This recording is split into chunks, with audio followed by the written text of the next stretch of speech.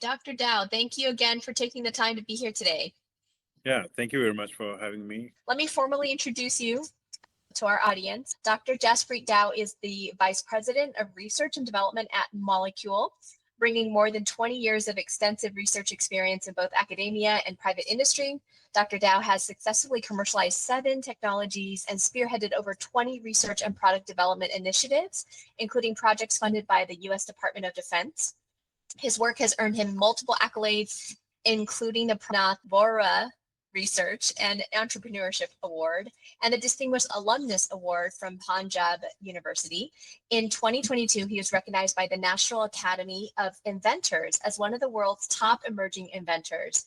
Dr. Dhau's research specialties encompass indoor air purification, photocatalysis, and the development of fluorine-free firefighting technologies aimed at combating wildfires and fuel fires. Dr. Dhau has secured 25 granted patents, and his scholarly contributions include more than 65 peer-reviewed research articles published in leading scientific journals. Currently, Dr. Dhau's research focuses on evaluating the impact of indoor air purification on human health, specifically in relation to clinical recovery for patients suffering from respiratory ailments. Welcome, Dr. Dhau. Yeah, thank you very much. It was big. I didn't expect to take that long. Right? Thank you very much for your kind words. As I said, I'm super excited talking to you today and connecting with the audience with a topic which is really close to my heart. Yeah, that's amazing. I'm so privileged to be able to speak to someone who's had so much experience in the field. And for consumers, let's just start with the basics. Like, why does air quality matter for the average person? Just imagine taking 23,000 breaths a day. It's a basic need. People pay a lot of attention to water and food, but take air for granted. But it is not. It impacts our human health so significantly.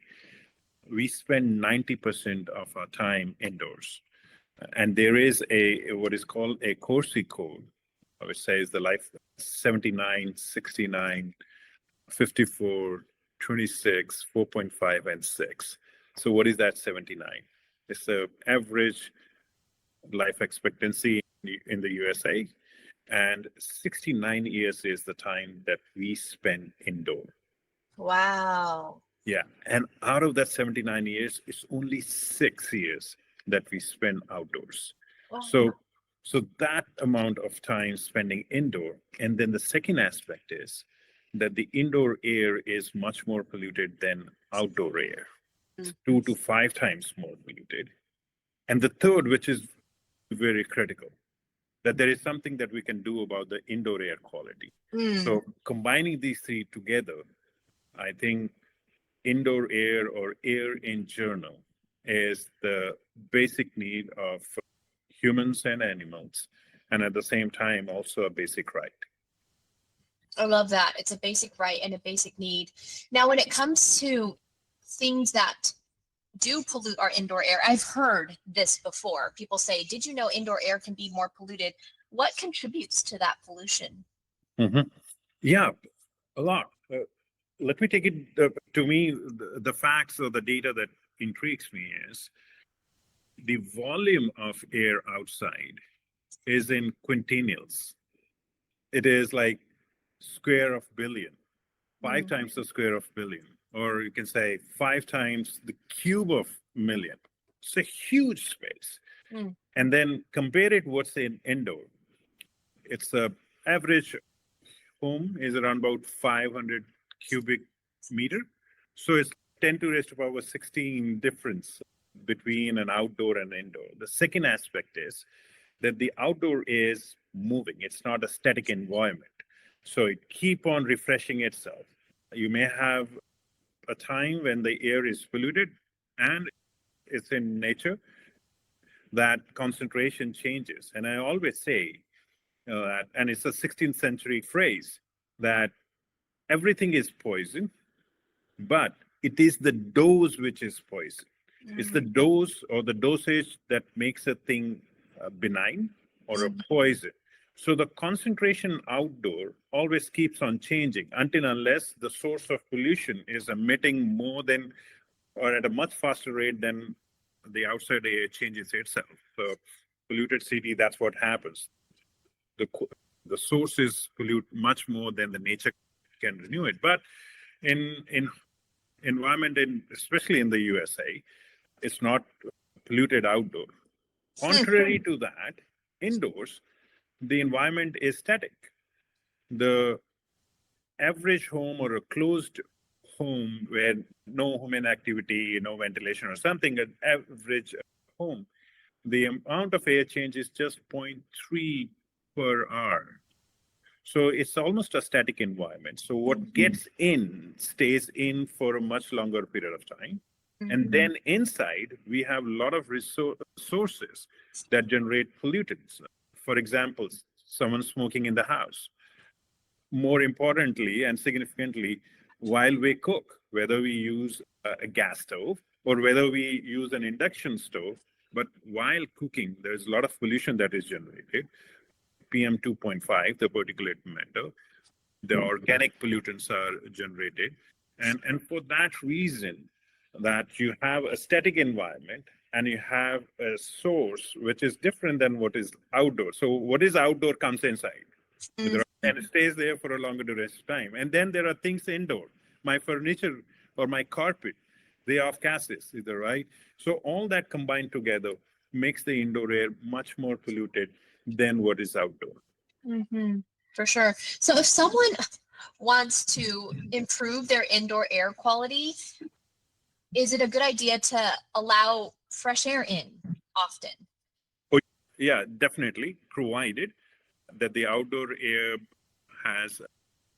is of good quality. And the second aspect is, so what is good quality, right? So what is good quality for me may not be a good quality for you, in a sense that, let's say, the outdoor air is not polluted, that it doesn't have the inorganic gases like the nitrogen dioxide or sulfur dioxide or the particulate matter or the black carbon. It doesn't have that, but it has, from season to season, high level of pollutants. So if I'm allergic or if you are allergic to pollutants, then opening the window may let a lot of those pollutants inside. But overall, if you're not allergic, yes, you can open an outdoor air is of good quality. And if you are allergic to pollutants, then you need to look into the information which are available online, that when is that time of the year or time of the day that the pollen counts are really low and you can open the windows. So ventilation, or I call it dilution, is one of the best ways to improve the indoor air quality. Yeah.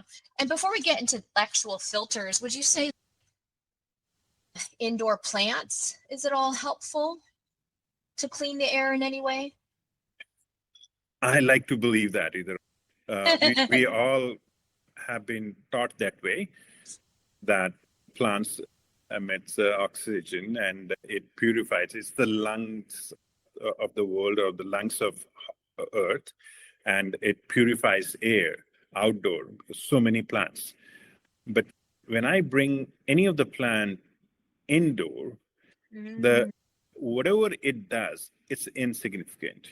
Remember, in indoor air purification is all about what is called at what rate that you're removing the pollutants from the source. If the rate of removing is slower than the rate at which it is putting into the environment, then it won't make any impact. So all these plants doesn't have that very high removal rate. We call that, I can put it, clean air delivery rate. We call it CADR, right? So I have a plant which is sitting in the corner of my house, just in that area, probably just in that area or a little bit around that area that it is purifying it, but it doesn't have the same impact that it's going to have it when I'm sitting 3 or 4 or 6 feet away, or even 10 feet away from that plant. So they're not very effective. They may be aesthetically pleasing. Probably a positive mindset that I have a plant in there and it's doing something. But then there is another aspect. When I'm bringing plant inside my house, I'm bringing wet soil. And wet soil is sometimes is a source of pollution, is a source of mold, which Yeah. I'm so much worried about. And for Yeah. that reason, this is I call it at this moment an opinion. I won't recommend a plant to purify air inside our house. I have a friend who recently bought a home that was moldy, and she got really sick, her and her daughter. And she's been treating her mold at a functional medicine clinic. And I have treated mold patients at clinics that I've worked at before, and it is no fun. But so they had to demolish the home, literally bulldoze it down. But she transferred the plants out of that home and got herself sick again because the mold was in the soil. I'm so glad it wasn't the source of the mold, but it did travel into the plant soil. So I'm so glad you brought that up. For those of us that are allergic, sensitive to mold, or I lived in California where there were wildfires and they were pretty severe, and that can actually happen probably anywhere. Would you say that you should shop for a specific filter for your needs, or find a filter that does a good job with all of the above? Okay.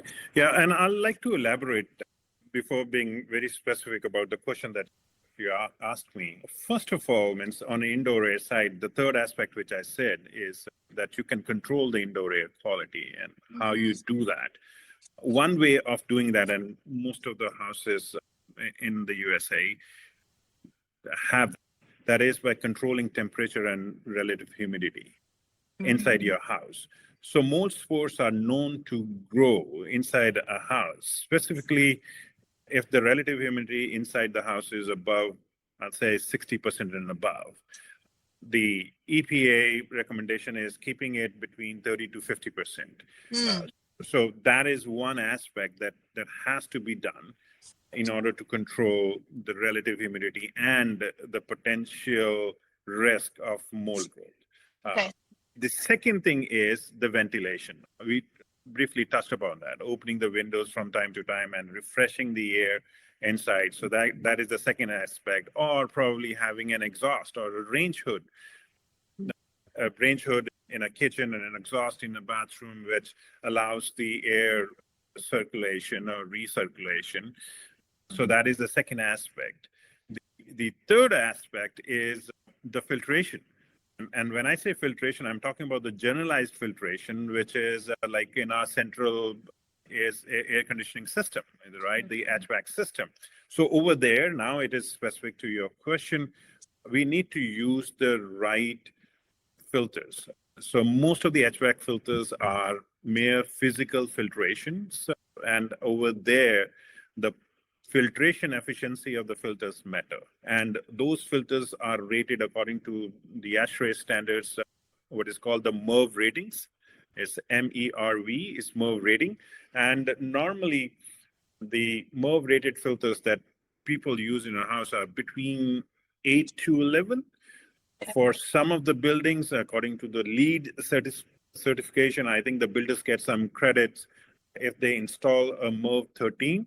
So higher the rating of these filters, more is their single pass efficiencies to filter.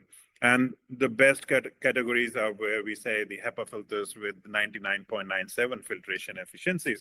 That we don't install it because of the huge pressure drop and the energy wheels. And in our houses, the central duct systems are not installed to take that kind of a load. But somewhere between a MERV 11 to a MERV 13 is a filter of choice. At my house, actually, my son suffers from allergies. And for that reason, I'm very particular about the kind of a filter. So during the season when the pollen counts are high, I've removed the carpet from my house. So earlier dust was an issue. So I used to use a MERV 13. So now also I use MERV 13 when there are pollens in the air, and probably a MERV 11. So I change filters from MERV 11 and MERV 13. And the fourth aspect of changing the quality of indoor air is the air cleaning, where we use portable air cleaners. And the portable air cleaners, what I always say, is a targeted approach. the central air conditioning system is take care of the air quality in the whole house. But I'm sitting here talking to you and I'm worried about the air quality for some reasons, or I'm sleeping in my bedroom, or I'm studying in my study room. In that case scenario, I will keep an air purifier just close to me, and I'm worried about my breathing zones. So I have a better quality air. So I can control the quality of the air by taking these 4 interventional steps. And then being very specific to your wildfire and the mold. On the wildfire, it's a very scary, it really breaks my heart whenever I see a wildfire. One, the impact it has on the wildlife. The second aspect is the impact it has on the people who breathe that air. Now, it has huge particulate matter. It has black carbon in that, and that all comes in our houses and we breathe.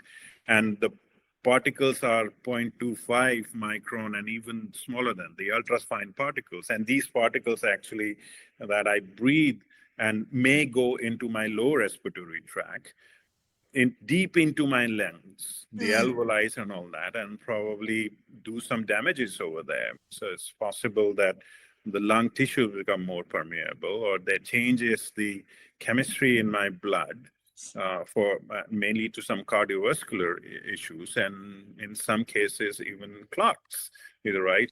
So these particles are really, they're more prominent, and at the same time they're very impactful in terms of having a drastic impact on our health. And the third is, on this one with the wildfire, is that it contains VOCs, the volatile organic compounds. And these volatile organic compounds, and some of them like formaldehyde, they are irritants, but at the same time they are carcinogens.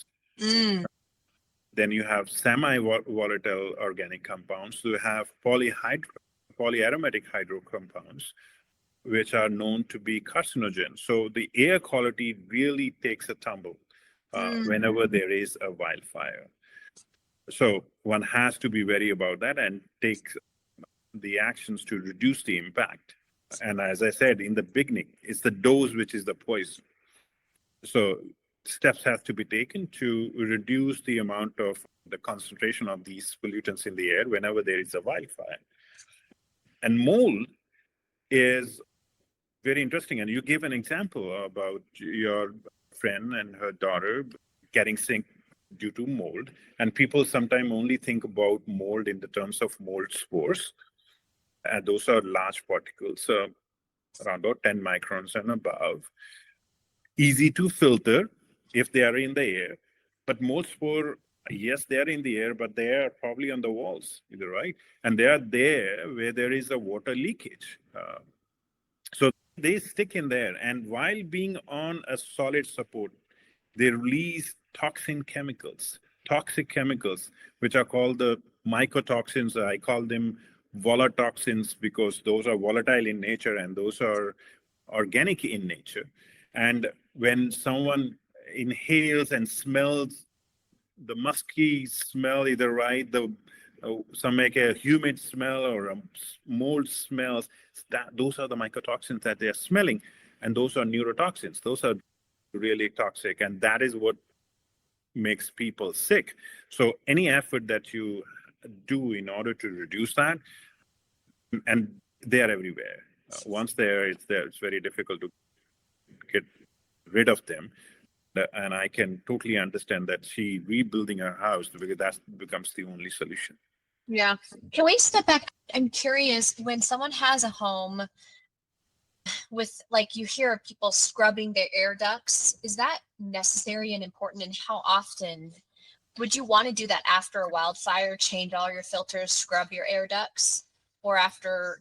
Change filters, yes, but ducts, no. Probably not. So means I haven't read a paper or a recommendation where cleaning air duct has been recommended. And I will stand corrected if someone of your listeners may guide me to that. I think there is no solid recommendation even from EPA. And probably what I'm really thinking is that when you clean your duct, probably you're agitating the particles which are Mhm. in the duct, and probably you're resuspending, and probably you may get them back in your house. So I Yeah. won't recommend cleaning the air duct until and unless the mold growing in that duct or the coils of an AC unit in there. Yeah. Until and unless that happens, no, I won't recommend that. And even Okay. there, I don't know what, I mean, so I know some people do ionization treatment, they do nothing. Mm. So I won't recommend ducting, Okay. but changing filter, yes. Okay. Having the right filter in your HVAC system, yes. Having the right air purifier in your bedroom or in the living or in the study room, yes. A big time that when there are those kind of an event, I can take and I should be taking those steps in order to reduce the amount of these pollutants in the air. Okay. Fantastic. So back to the original question of, should I shop for a specific filter if I have allergies, or a specific filter if I have mold exposure, or like, for instance, this office just got wallpaper. So I know there's probably formaldehyde off-gassing. If I'm aware it's a new home, a lot of off-gassing is happening. Would you shop for a specific filter in each of those situations, or would you buy one that can do all of those equally? So first of all, there is no single solution for all the problems. There are different solutions, and it is basically, I'll club that into three types of filtrations. One, a filter which removes particles.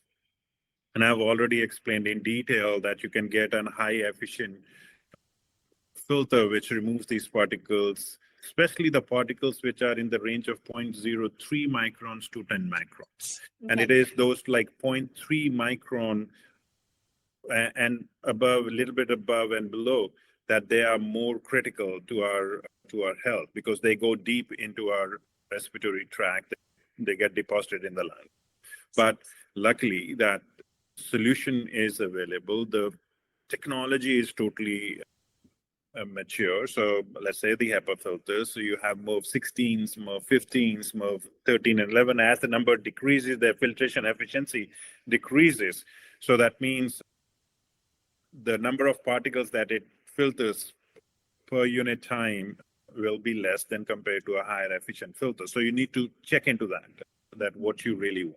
And HEPA, as I said, is 99.97. And I just give an analogy there that what it means for people. Yeah, it's good. It's near 100. Yes, let's say there are 10,000 particles passing through filters, then only 3 particles will pass through it. That is what it means by 99.97. But then if it is 100K, then 30 particles are passing. If it is million, then 300 particles are passing. And the particles that I'm talking about in general, they are in millions. And when there is a wildfire event, they are in billions.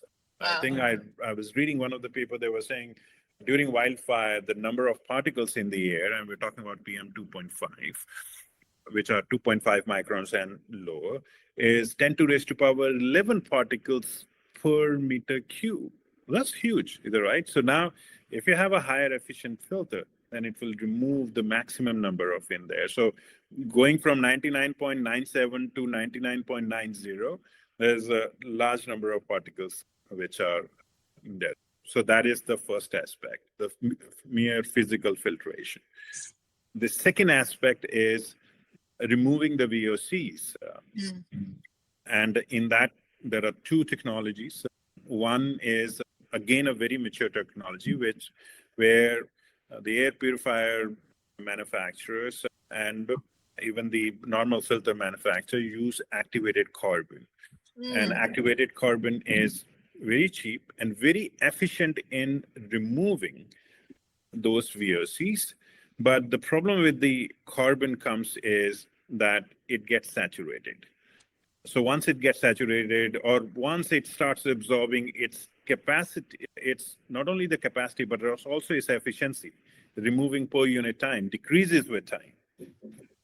And then there's also an aspect where I say the competitive VOC adsorption capacity, where let's say one VOC which forms a stronger bond with the carbon than the other one, then the one which forms a stronger bond will be preferred over the other.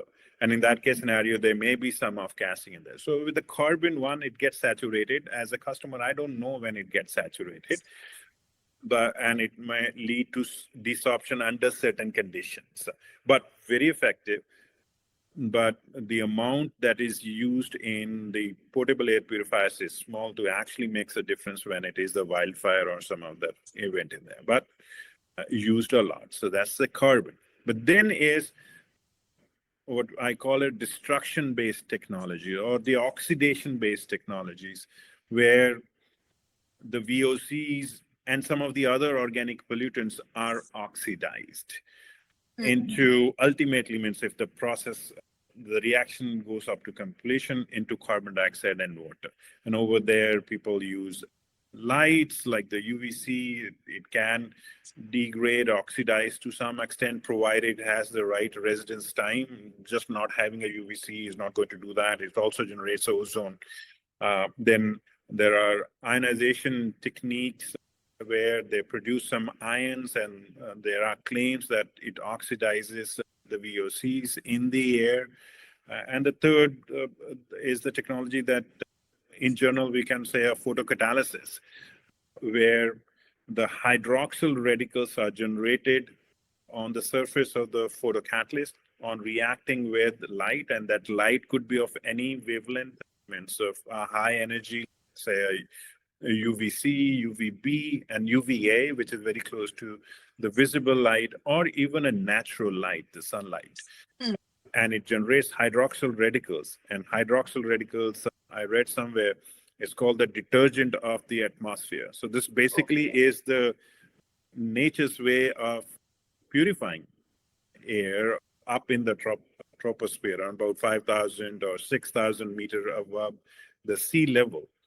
And the technology that Molecule uses is that photocatalysis, and it's a special proprietary technology that we have. We call it PECO, which is photoelectrochemical oxidation. And the hydroxyl radicals are generated onto the filter surface. They interact with the organic radical and gets converted into carbon dioxide and water. So that's the third one. The good thing about this technology is that it doesn't get saturated, right? You are actually degrading it. And it's a much sustainable approach, because when carbon is disposed, it goes in the aquifers, it goes in the landfill. And from the landfill, those VOCs may go into an aquifer or back in the atmosphere because it's not getting degraded. And then there is a nature's phenomena of degrading those VOCs. But in case of a photocatalyst like the PECO technology, it's degraded. So once it's degraded, you have completely eliminated it. So you're not putting outside your house and then it's coming back in. You have completely eliminated it. And what it also does is that it degrades or it kills some of the other microorganisms, like the viruses, mold, and bacteria.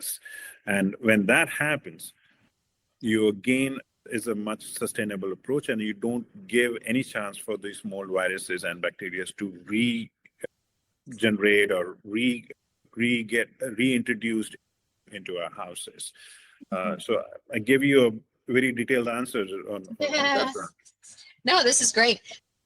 I know that the Molecule has both a HEPA and a PECO. With a HEPA filter, like I know there's been recently some lawsuits against some major companies that were reputable. And I don't know all the details, but it shocks the consumer to say, when someone says this is a HEPA filter, how do I know it's real or not? When there's these kinds of things happening in the legal realm. Could you speak to that? Yeah, sure. And it's not only you, it's me too. It shocked me where the company, the brand, and the names on that probably if I'm not working at Molecule and I'm just some researchers working in another field, I'll go with what is being advertised. I see an HEPA in there, and if I want HEPA, then yeah, I'll get it. I believe on that. So I'm not the one. So what I really believe that there are systems in place, there are checks in place that once it's advertised, there's someone who is held accountable. So it shocked me that they are not HEPA. but at the same time, it gives me the confidence in the system that there are some checks, right? So that's good for the consumers, that they know that what it is, what is HEPA and what is not HEPA, and then the brands which make this false claim won't make that claim, I hope, on that. So let me go in detail about this HEPA and the way the people try to go around this one. It's very loosely on that. Yeah. And I'd like to elaborate on this one. So one is, as I said, HEPA is at 99.97 filtration efficiency, and it's a single pass efficiency, that the volume of air passing through it, and if it has 10,000 particles in that air, then only 3 can pass through it. When that 3 becomes 4, then that's not an HEPA. So that, and there are standard tests accordingly that these filters needs to be tested. There is an ASHRAE test. There is an European standard, which is, I think, is EN 1822. There is a DOE standard, which is, I think, 3025. And then there is what is called IEST standard, which is CC00 1.6 and 1.7. I may be off a little bit, but there are various standards according to which these filters needs to be tested. And if someone is claiming that they are HEPA, they need to be tested according to the standard, one of these standard or 2 of these standard, that I don't know on that, but at least on one of these standard, and then see whether you get that 99.97 at least, not even 99.96. A 99.97, then you can claim that it is a HEPA. People use word HEPA-type. Now, there's nothing called HEPA-type. Either it is HEPA or it is not HEPA. So for consumers, look into, if someone says HEPA-type, that is not an HEPA. If someone says true HEPA, or even say HEPA, to me, true HEPA or HEPA means either you're HEPA or you're not HEPA. Yes. So that means it is 99.97 filtration efficiency. Okay. The other aspect which people do it, and as I said, people play with the system, is right, or probably try to find out the loopholes, and they say HEPA media. HEPA media and a HEPA filter are 2 different aspects. So that when someone says, oh, they used HEPA media, that again tells me is that probably their filter is not HEPA. They're saying to, again, finding a loophole in the system, and they're using the word HEPA and then putting HEPA media, and they would say, oh, we are using a HEPA media, means a media which is used to make HEPA filters. Either right, so use that filter. So between a media to a HEPA filter, a lot goes in there. There is a filter design. So where the area of the filter, we say the number of pleats, we say the pleat size and all that, either right. A number of those factors, the phase velocity, at what velocity, at what CFM it is HEPA. So all those factors. So someone saying HEPA, they will also say at what speed that it is HEPA. It's possible that it may be HEPA at, let's say, 50 CFM, and it may not be HEPA at 100 CFM. So if the device is running at 50 CFM, yeah, you can say it's HEPA. But if a device is running at 100 CFM and your HEPA only at 50 CFM, you cannot say it is HEPA. Or if you say HEPA, then you have to again say that it is only at 50 CFM on that side. So there are a lot of things that goes in there, and which really shocks me at the same time. But I'm hopeful that with all the standards available and with the system working in place, all those will be removed. Yeah, thank you. It's important. Can you, as a consumer, if you want to, can you ask a company to provide proof that their HEPA filter is HEPA, like by showing the certifications, if you wanted to do your own research and make sure? Yeah, certification, I'm not sure, but definitely you can ask for the data.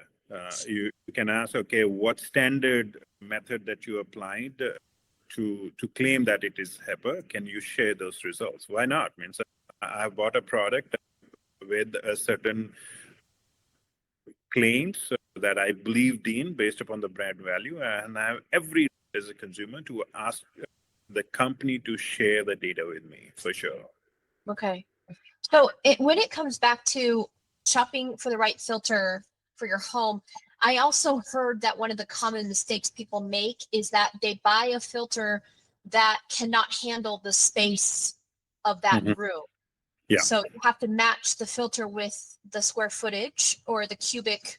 Could you maybe give us some understanding of that as a consumer? Yeah. I mean, so again, different companies claims different space for the same CFM is possible on that side. It all depends on the number of air changes.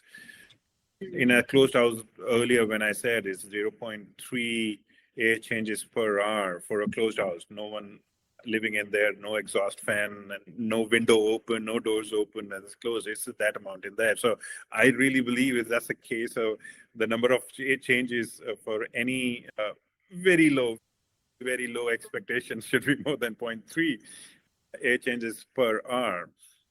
Otherwise, it makes very little significance. But more importantly, I think there are standards which says around about, or there are standards being developed which says for any space that is being advertised, let's say 250 square feet or a 300 square feet or 1,000 square feet, it should be around about 4.5 air changes in an hour. So that is what someone needs to look into. It's not only about, okay, I bought an air purifier which claims 250 square feet.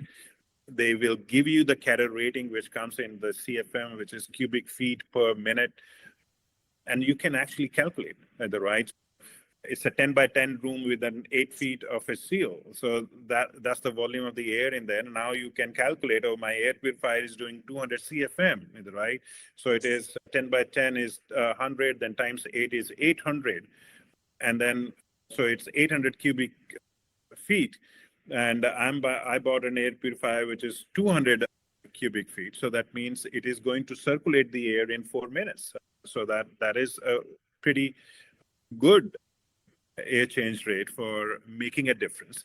But other critical aspect is all these air purifiers are rated at the highest rating, at the highest speed, not at the lowest speed. But all these air purifier comes with a different speed settings, speed 1, 2, 3, 4. And what yes, not only the volume of air decreases with the decrease in the settings is the right. 5 is, let's say, is the max, the 1 is the lowest. So the volume of air which passing through the device decreases, is set to have lower volume to pass through it. But at the same time, the noise level decreases. The right reason that I have it all these settings is the noise level. Mm-hmm. If I'm not in the house, then probably I may run it at the fastest speed. I don't care about the noise. I want the air to be cleaned by the time I come inside my house. Right? And on the other hand side, I'm talking to you. I don't want my air purifier to make noise. So I'll have it at the slowest speed at the quietest possible. So is that running it at the lowest speed when it is is ineffective?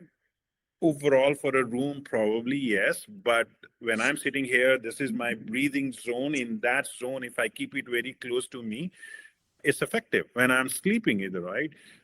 And I've kept my air purifier near to my head or close to my bed in there, yes, and I'm not running it at the highest speed, yes, it probably is not making that much of a difference in the whole room per unit time, but in my breathing zone, it is making that impact. So in that case scenario, I look into that. So when I'm choosing an air purifier, I look into the volume of air that it circulates, I look into the noise that it makes, and also what I'm buying it for. I'm buying it for my bedroom and where I spend 8 to 10 hours, and I want to be quiet. I want it in my study room. I want it in my living room. I want it to purify, and I live in an area where the pollution is high or where the pollutes are high, very high in the air, and I want it to clean the whole room very quickly. So depending upon that I'll make a choice to which purifier that I need to buy. And then, as I said, also the technology that it is using. For me, if I'm just a particulate matter guy who just worried about the particles in the air, nothing on the VOCs side of thing, then probably on a HEPA filter only kind of a thing. But I'm worried about the VOCs because I painted my house. I brought a new furniture. I cook a lot in my house, right? and there are VOCs in the air, then probably I'll get for something which removes the VOC. So it all depends upon what your needs are. If I'm suffering from allergies, I'm worried about the mold spore. So I need a technology which addresses that. So all those factors goes into choosing the right air purifier for you. There's not a single solution. Yeah. Okay. Good to know. But if I know that's what is off gassing, the chair is off gassing, my sofa is off gassing, I'll probably keep it near that. I will avoid keeping it right in the corners because that's where the circulation, or I say the span of the air purifier, the area where it has the direct impact. I don't want to go detail into what a span is, but where it has a direct impact. At the corner, that reduces significantly. So I'll keep it somewhere here where it is open. So not like behind a chair or at the corner or behind the sofa or something. I'll keep it there where it is open so that it has the chance to circulate the maximum volume of air inside a room. So that's one. So keep it near the source. Okay. But that I don't know, then I'll keep it close to me. Okay. So when I keep it close to me, 2 feet, 3 feet on the max, and then again the setting. So the 6 feet may be working for you, but then you have to run it at a higher speed. I can keep it closer, probably 2 feet or even 3 feet, and run it at a slower speed and much quieter. So it all depends upon what your situation is at that time, what your needs at that time is. And the other thing is, and I don't know how old your laptop is. So whenever we buy a new electronics, there will be some off-gassing. I have a older computer, but a new monitor. So the monitor is brand new. So maybe I should put it right on my desk by my monitor. But then all the wallpaper's new too. So really it's coming from everywhere. Yeah.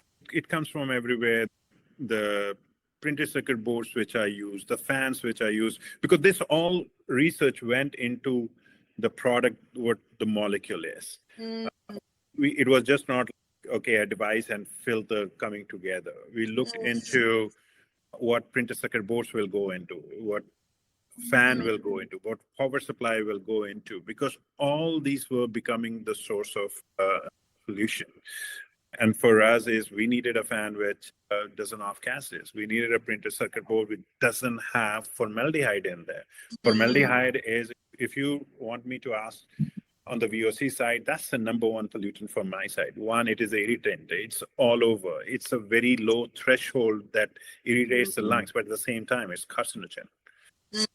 So California has, I think, 9 microgram per meter cube permissible limit. The California actually has an act on formaldehyde, which is called a Formaldehyde Act. Wow.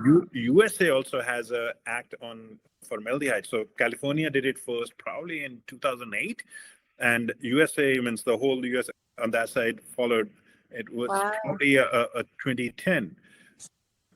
So for us, it is when we were choosing the PCB boards, for us it should not be releasing formaldehyde, because there are many PCB boards, many FR board where the resins that is being used, formaldehyde is one of the component in there.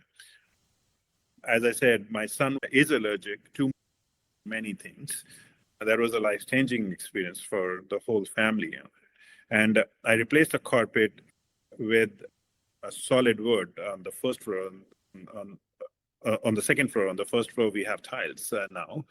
And I did a huge research on what wood to put. Right, there are laminates, there are what is called the vinyl, there is called the engineering wood, and then the solid wood, then on solid wood too, with nails, with glue. Many of these particle boards contains resin, and those resins may have formaldehyde, and that's the reason it's very strict in California. There are a lot of testing that has to be done, and for it to certify and say that the formaldehyde is within the permissible limit. So all these factors play a role for you to determine the quality of the product that you bring in your house, and then subsequently your actions. So the app information that your Molekule gives you is on the TVOC, and the other is the PM. the particulate matter on that. And together combining the VOC and the PM data that it gets, it gives you the information about the quality of the air, that whether it is good, bad, or fair. And one thing which Molecule does it really well, and I'm really impressed with that, is what is called the auto protect mode. So to me, when I'm working or I'm just sitting in idle, I'm not thinking about my air quality, but the Molecule purifier is thinking about the air quality. So if it senses that the air quality has gone bad for any reason, then it jacks up the speed, the purifier, and it tries to clean the air much faster than it would actually at that time do. And there are probably on the highest model, which is Air Pro, has two auto protect mode. One is quiet, the other is standard. In quiet, it doesn't go to that high speed, so it doesn't disturb you, but it jacks up speed, but it doesn't jack up to a speed where the noise level is high. The other is the standard, where it jacks up the speed, and its sole motive is to purify that air as quickly as possible. So the Molecule app gives you that information. The Molecule app, what it also does is that it gets data from outdoor air.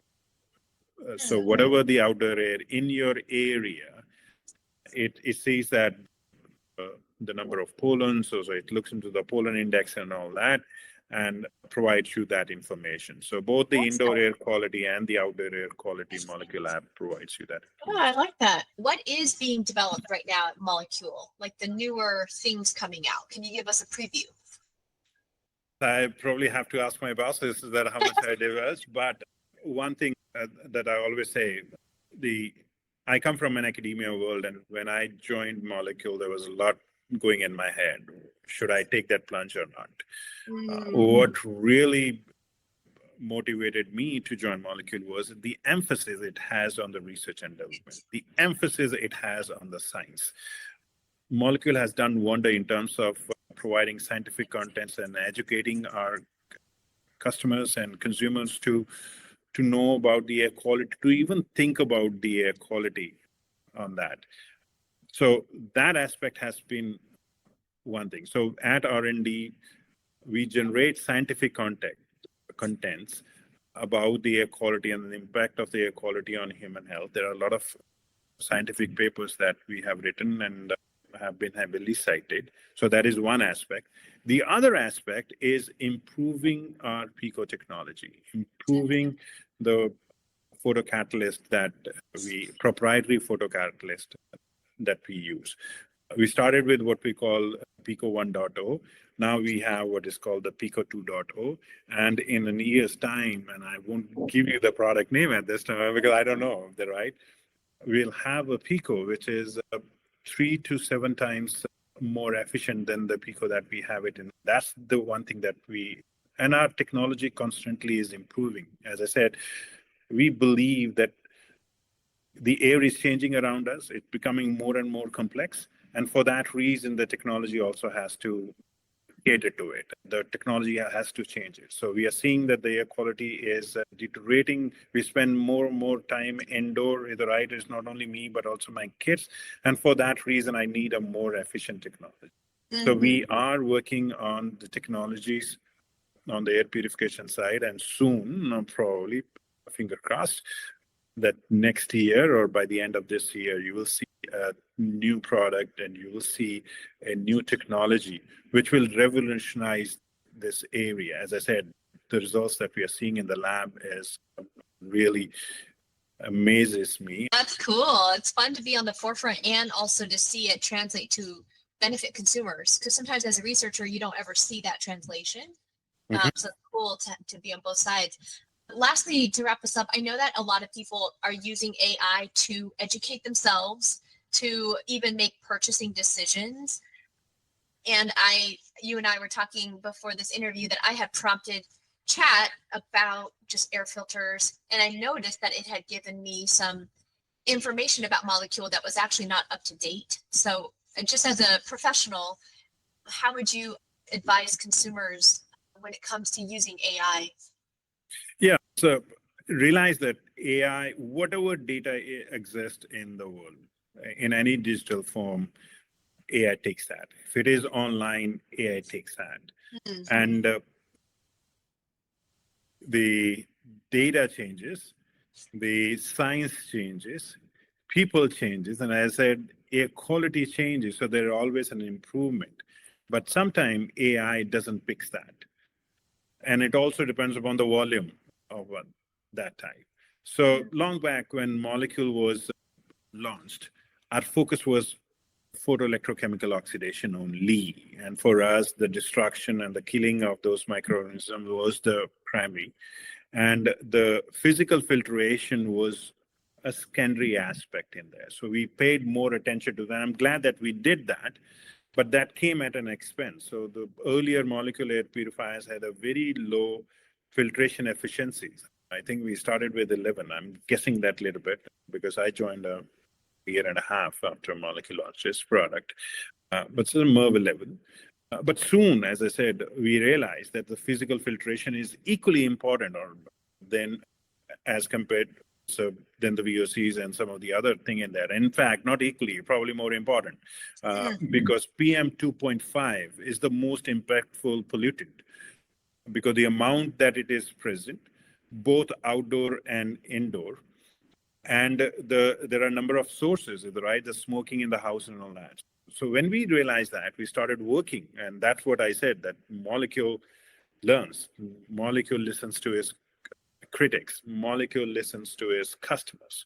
And Molecule has the best interest of their customers, right? And in general, means, as I said, air is not on the need, it's the right. So the filtration efficiency improved. So from 11, we went to 15. From 15, we went to 16. And probably, I'm guessing, in 2020 or 2021, we moved from MERV 16 to a HEPA filter. So now the technology that we have we call it PECO HEPA Tri-Power. So it has the HEPA and it also has the PECO. And it is the combination of these two technology which provides the ultimate experience for our customers in terms of providing the better indoor air quality. We did some clinical and preclinical trials to see the impact of molecule air or probably the PECO technology. This is, again, this study was done in collaboration with Florida International University. It was a preclinical trial where we looked into HEPA alone and HEPA plus PECO. We wanted to see whether there is an added advantage or not. And the way we did it, it was like, as I said, and my hypothesis was, it is not the allergens, it's just not the, let's say, the mold spores, as I was explaining. It is the fragments of the mold spores. And it is just not the cadenda. It is the allergen protein in the cadenda which causes those allergic reaction. And one of my hypotheses was that, yes, they are immobilized onto the dust particles, but they are also free in the air. Can we remove that? The PECO technology degrades the allergens. And what I say is that the thing with the microbes and the allergens is you break one bond, one carbon bond, you're converting an allergen into a non-allergen. You're converting a live bacteria into a dead bacteria. Just one oxidation is enough for it. And PECO is that what it does. So we did that clinical trial where we had 4 groups, a negative control group, a positive control group, which received the contaminated air, then in HEPA, and then PECO plus HEPA. So what we found in that study was, one, any kind of intervention, the air cleaning intervention, whether it is with HEPA, whether it is PECO with HEPA, it improves the lung function. That was one. The second aspect, we went further deep into and tried to look into the biomarkers, like the eosinophils, the ball cells, the mucus cells, which are generated when there are allergic responses and that.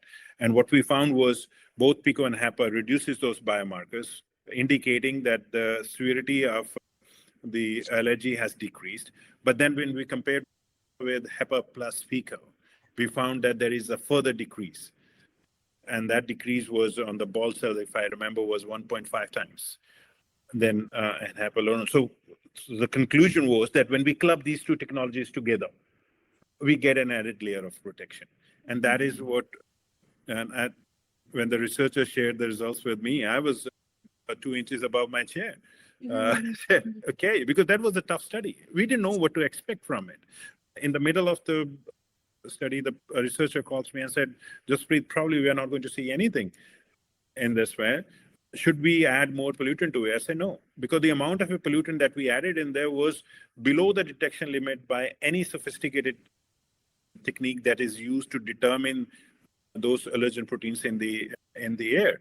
And he was of the opinion, because we are not seeing it with an instrument, the subjects are not going to show anything. I said, I'm fine with it. And once the results came, it really opened my eyes. And there is a story why I did that study. Sometime later, we'll talk about that study also. But there is some evidence that there is an added advantage when you have an oxidation-based technology like PECO clubbed with HEPA. Yeah. So it's not a substitute. Sorry, it's not a substitute of HEPA. So PECO is not a substitute of HEPA. That is where the whole issue came into picture initially, that it was projected as a substitute. It's not a substitute. It's a complement. It's a supplement. Yeah. Thank you so much. Any final takeaways for our audience in terms of, if you could tell consumers one thing that they could do to improve air quality outside of buying a good filter, would there be one piece of advice you would have? One is the awareness. Be aware of your surroundings. Know what your surroundings are and what your house is. There are certain time in a day when the air quality may go bad, and believe it or not, it starts from cooking. So whenever you have cooking, I'll say use a good ventilation, and that may having a good range hood with the right CFM, the right airflow, and the noise level. Second is, when you open the window, we worry about what is outside. That is the other aspect to it. No smoking indoors. So that's a big takeaway. And I was looking into some data. Wow, people change when they're aware. When you compare 1980s, 1990s to 2000 and now, the number of smoking events, or probably the smokers inside the house, has decreased tremendously. And for that reason, the second-hand smokers are well protected. But any of your listeners who's smoking inside your house, please stop it. That is not a good way to do it. Doesn't that also apply to vaping and things like hookah? Because vaping is a lot of chemicals, right? VOCs. Yes. All type of, when I say smoking, it's not the cigarette, it's the vaping or the hookah. It contains not only the particulate matter, the ultrafine particles, it contains nitrogen dioxide, the NOx is there, and then formaldehyde, which I said the number one VOC is of concern, is the formaldehyde, and that is emitted. So no smoking, which includes vaping and hookah. Thank you for clarifying. Thank you, Dr. Dhau, for giving us a short synopsis of a lot of information, and it hopefully will really bring that awareness, which is what you and I both are passionate about, is making people more aware. And I think that's when the consumers are educated, that's when they make better decisions, and then also they demand better products. Thank you for being an educator alongside all of us. No, thank you very much. As I said, this is something which is close to my heart, and probably this is the reason that I'm indulged in research. I did the research not to just write articles, but to actually make difference in people's life. And thank you for having me in today and allowing me to share my thoughts with your audience. Thank you, Dr. Dhau. Appreciate you so much. Thank you.